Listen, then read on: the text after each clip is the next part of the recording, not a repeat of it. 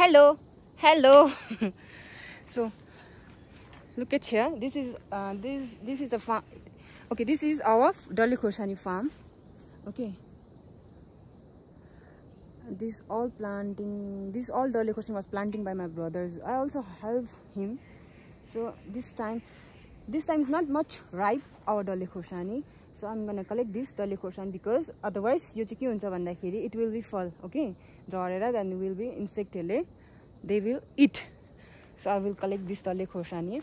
After all this Dolly Khorsani will be ripe, then we will we will sell to broker, not a broker, sabji seller like. Then it will be get, I think, much better price. Okay, 300 or something, 280.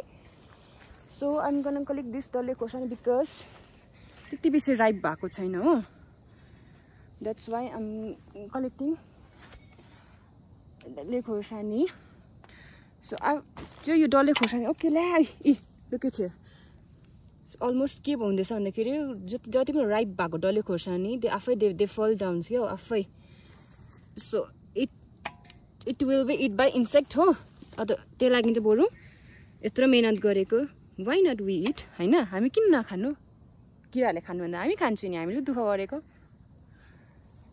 So Dolly Khorsani अन्त के हो भन्दाखेरि चाहिँ हामीले चाहिँ यो के भएको थियो भन्दाखेरि यो Dolly Khorsani चाहिँ अलमोस्ट हाम्रोमा चाहिँ प्राय हाम्रो गाउँमा सबैले Dolly Khorsani लगाएको छ हैन. प्राय आधी जति सबै लगाएको छ किनकि यसमा राम्रो भाउ छ अरे नि त.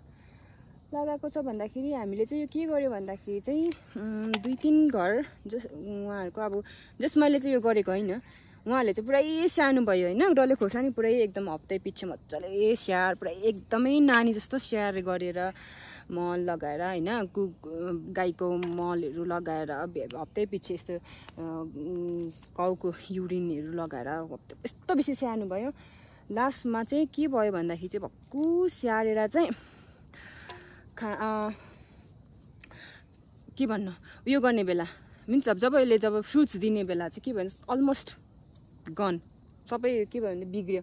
Dolly Khorsani को झ्याङै डल्लै बिग्रियो हैन. यस्तो राम्रो स्याहार गरेर लास्टमा चाहिँ के पायो त्यत्रोबाट सबै बिग्रियो.